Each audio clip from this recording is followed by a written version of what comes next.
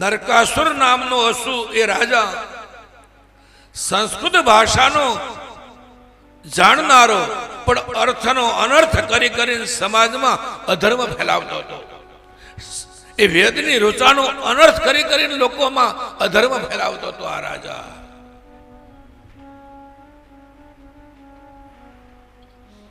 આ વાત સમજાવવા માટે મારે તમને એક દ્રષ્ટાંત આપવું પડે, દ્રષ્ટાંતનો આધાર લેવો પડશે. કોઈ પણ અઘરી વાતને સમજવા માટે લૌકિક દ્રષ્ટાંત લેવું પડે.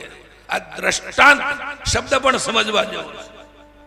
દ્રષ્ટાંત, દ્રષ્ટિ સમક્ષ અંત, એનું નામ દ્રષ્ટાંત. કથામાં જે દ્રષ્ટાંતો આવે ને એને યાદ નથી રાખવાના, એ તો કોઈ અઘરી કથાને સમજાવવા માટે અમારે દ્રષ્ટાંત દેવું પડે, પછી એનો સાર ગ્રહણ કરવાનો.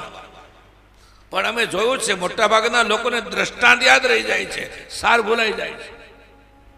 આજ દાદાએ આ દ્રષ્ટાંત બહુ સારું આપ્યું. અરે દ્રષ્ટાંત તો સિદ્ધાંતને સમજાવવા માટે છે.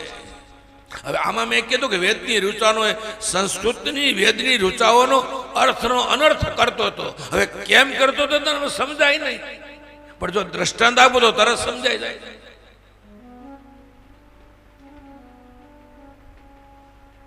ઘણા વર્ષો પહેલા કથામાં એક ભાઈએ સવાલ કરેલો, દાદા તમાકુ ખવાય કે ન ખવાય?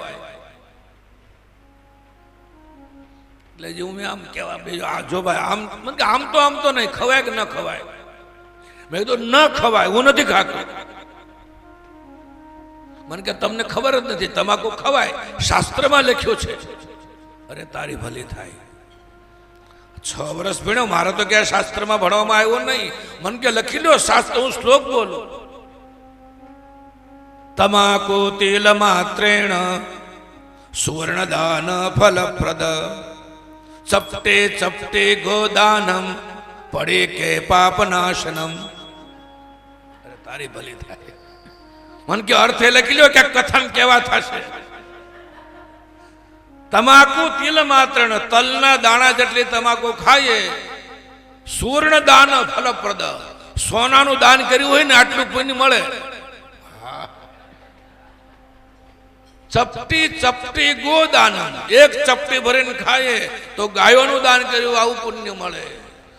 અને પડી કે પાપનાશનમ, દિવસમાં આખું પડીકું ખાઈ જાય તો બધા જ પાપ બળીને ભસ્મ થઈ જાય. અરે મેં કીધું મારા હાથમાં નાળિયેર નહીં, પેલા તારા પગમાં વધેરું. ક્યાંથી લઈ આવ્યો આ? શાસ્ત્રનો શ્લોક નથી, પણ સંસ્કૃતના કોઈ જાણકાર માણસે હસવા માટે બનાવેલો આ શ્લોક છે. આવું શાસ્ત્રમાં ન લખ્યું હોય, પણ શાસ્ત્રનું નામ આપી આપીને નહીં કહેવા દો. સનાતન ધર્મના વિરોધીએ આપણા ગ્રંથો સાથે, આપણા શાસ્ત્રો સાથે બહુ છેડછાડો કરી છે. આપણા ધર્મને પાછો પાડવા માટે અનેક શ્લોકો પોતે બનાવી એમાં ઉમેરી દીધા છે. અને એ વ્યવસ્થિત રીતે ધર્મના વિરોધી લોકોએ બનાવેલું ષડયંત્ર છે. સાવધાન, શાસ્ત્રના નામે ખપાવી દે.